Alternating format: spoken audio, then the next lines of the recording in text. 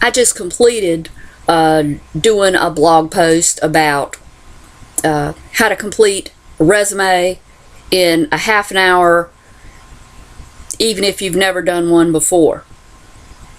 So to build upon that, let's kind of just talk about resumes in general. I'm not going to talk about how to do one.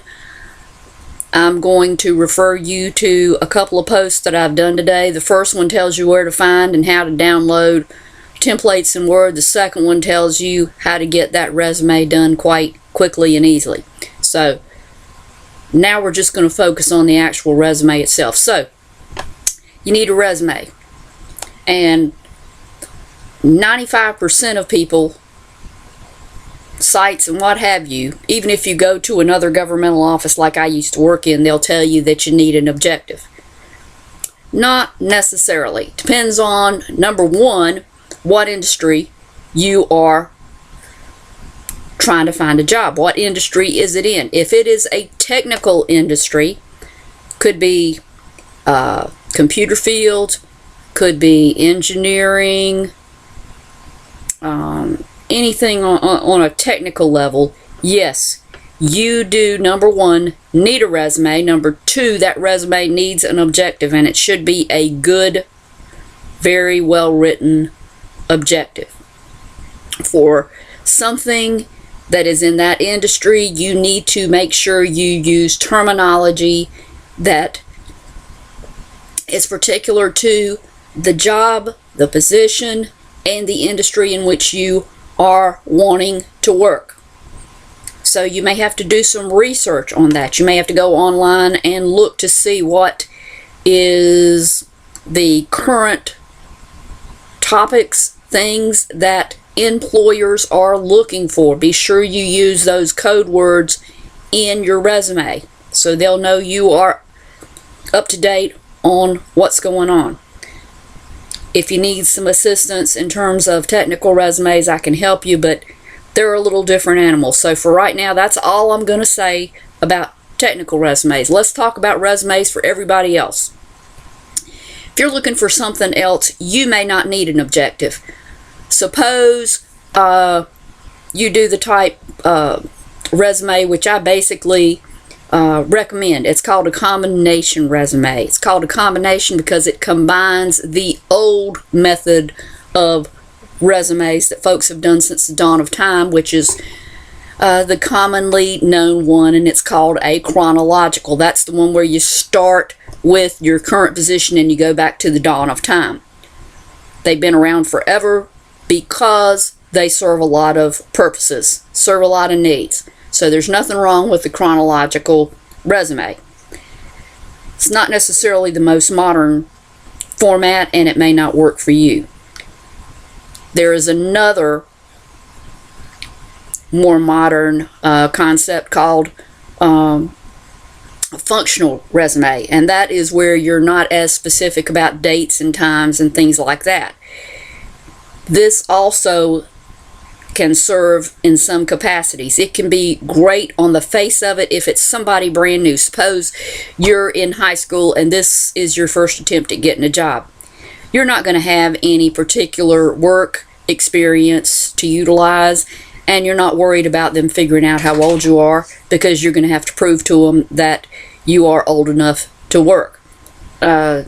So functional can be perfect for that standpoint. Suppose you're also going into a totally new field. Maybe you just completed college coursework in a field, maybe nursing, maybe an EMT, who knows.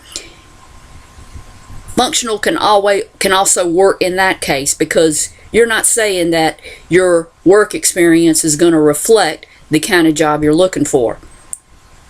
So for those cases, functional can work quite well. For most of us, combination is going to be better. Combination works for anybody that is a little more mature, has worked more places, and the reason I like combination is because it can fit you personally. It can be very classy, very elegant, very formal, or it can be kind of loosely done, bold, modern, whatever suits your personality and the kind of job you're looking for. Usually what I recommend is one that's going to have your name, your address, contact information. Be sure that it is a valid email and that you intend to keep that email throughout your job search. Be sure that you give a valid phone number, including area code and anything else they would need. If there are certain hours that you are not available at that number, state that so an employer will know when to try to catch up with you. Any other contact information that you can think of. If you have a website, be sure to list that. So that's going to go at the top. Then underneath there, what I recommend is your name in bigger print. Then and that's going to be all up at the top, okay? So what you can do is one of two things. You can either just put a kind of a marquee up at the top that says the type work you're looking for. For instance, if you're looking for accountant, you just kind of have it's going to be kind of like a banner up at the top that's going to say accountant. So obviously if you do that, you're not going to need a separate objective in your resume because you've already told them your objective is to get a job as an accountant. And then you just move forward. You give them things to back that up. The beauty of a combination is what I suggest you do is list some qualities that put you in the best light in terms of being the example we mentioned was an accountant. You say became a CPA, if that's the case, in such and such a year. Worked as a staff accountant, handling multi-million-dollar businesses, financial statements, or whatever. So you kind of have bullets that show near the top what you bring to the table that maybe someone else does not. Then you're going to go and you're going to cover briefly the work experience that identifies the experience that you have in that field. So that's probably the easiest, one of the kind of the format that I like the best. If you want to go a different route, you certainly can. That's the beauty of the combination. I suggest you do this because in combination, when you get down to the work experience, you can kind of lump things together. For instance, let's just stick with the accounting example. So you maybe worked in accounting for 20 years and you don't really want to have to go back over each job you had, because starting out, a lot of times you may work a tax season here, tax season there, and so you have a lot of little bitty jobs and it looks like you jump around when in point of fact you are doing stuff in your field, the job just ended and you had to move on. But if you use a combination, you can kind of, again, under that summary of experience, you can say over 20 years of experience in accounting.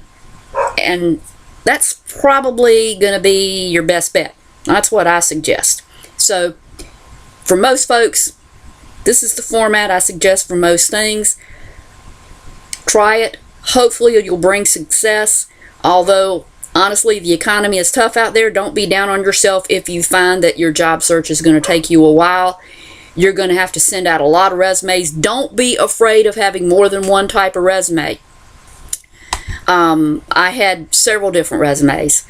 Some that were chronological, didn't really ever do any functional because it just wouldn't fit. But utilize different variations. There's different ones if you're going for a government job than a job with private industry. You might have 10 different resumes.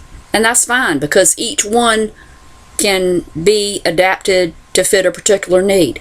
Save it because it may be useful when you come across another job opening that will utilize that same resume that you've already prepared, and then you don't have to do that all again. So I hope that this information has helped you in some regard. Have a great day. Good luck in your work search.